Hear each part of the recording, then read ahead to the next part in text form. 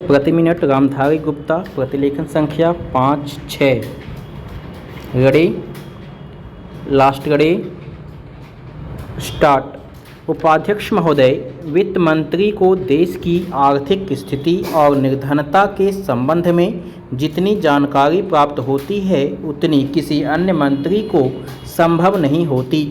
Budget बनाते समय वैसे तो बजट में आय व्यय का ब्यौरा होता ही है, लेकिन मूल रूप में देश की आर्थिक नीतियों में किस प्रकार का परिवर्तन हो तथा किस मार्ग पर वह देश को चलाना चाहते हैं, सरकार का लक्ष्य क्या है, इन सब नीतियों का बजट में विवरण होता है।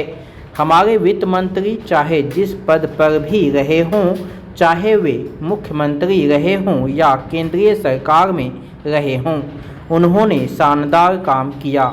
जिस समय उन्होंने बजट प्रस्तुत किया उस समय देश को और विशेष रूप से गरीबों को उनसे बहुत सी आशाएं थीं। देश में लगभग 6 लाख गांव हैं, उनमें जो बेरोजगारी है, गरीबी है, उसके संबंध में देश की जनता को उनसे बड़ी आशाएं थीं और जनता देखना चाहती थी कि इस अवसर पर सरकारी नीतियों के द्वारा देश को वे क्या मार्गदर्शन देना चाहते हैं। पैरा। इस दृष्टि से 3 महत्वपूर्ण बातें इस समय देश के सामने थीं। देश का आर्थिक विकास तेजी से हो, अधिक लोगों को काम मिल सके और मूल्यों में स्थिरता आए। जहां तक इन 3 उद्देश्यों का संबंध है, हमने देखा कि उस ओर कुछ प्रयत्न हुए हैं, विशेष रूप से गरीबी हटाओ के संबंध में।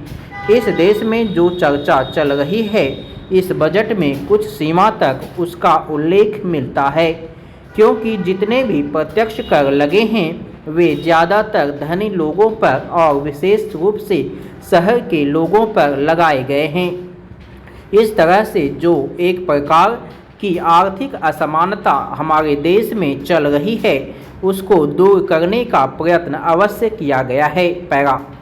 लगभग 5 दशक पूर्व जब हमारा देश स्वतंत्र हुआ था, उस समय देश में जितनी सरकारी कर्मचारी थे वे ऐसा समझ बैठे थे कि अब तक देश में जिस तरह से अंग्रेज़ों का प्रशासन चल रहा था उस तरह से काम नहीं चलेगा, क्योंकि कांग्रेस के जो नए लोग आए थे, जो मंत्री बने थे, वे लोग धन के मामले में त्यागी आदमी हैं। धन से उनको मोह नहीं है, लेकिन बाद में उन्होंने देखा कि हमारे मंत्री लोग भी उसी तरह से शानदार जीवन पसंद करने लग गए जिस तरह से अंग्रेज करते थे। पैरा। उपाध्यक्ष महोदय, तब उन लोगों को कुछ आशा हुई कि हम लोग भी उसी तरह चल सकते हैं जिस तरह से पहले चल रहे थे, लेकिन अभी हाल में जो चुनाव हुआ उससे देश के धनिकों के मन में बड़ा संदेह पैदा हुआ कि इस चुनाव के बाद उनकी स्थिति वैसी नहीं रहेगी जो अब तक चली आती रही है।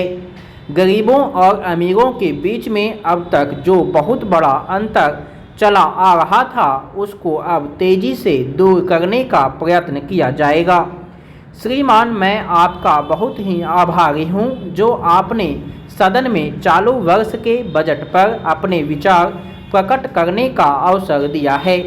मैं इस बजट का समर्थन करना चाहता हूं। पैरा। श्रीमान, मैं सबसे पहले अपने दल के नेता प्रधानमंत्री को इस बात के लिए बधाई देना चाहता हूं कि उनके नेतृत्व में देश में कांग्रेस दल को स्पष्ट बहुमत मिला और इसके फलस्वरूप यहाँ पर केंद्र में एक ऐसी सरकार का गठन हुआ जो कि देश में वास्तव में समाजवाद लाना चाहती है। मैं वित्त मंत्री जी को इस बात के लिए बधाई देना चाहता हूं कि लोकसभा के मध्यावधि चुनाव में जनता द्वारा कांग्रेस दल को जो आदेश दिया गया था उन्हें स्मरण है और वह तन मन धन से उसका पालन करना चाहते हैं।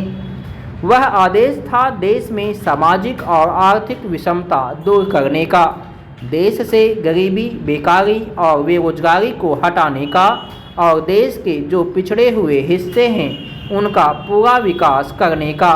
साथ ही साथ इस बात का भी आदेश था कि देश के अंदर इस प्रकार की सामाजिक और आर्थिक व्यवस्था पैदा की जाए जिसके अंतर्गत जनता शोषण से मुक्त हो सके। श्रीमान, यह ठीक है कि देश में के कृषि के क्षेत्र में उत्पादन में वृद्धि हुई है। स्टॉप।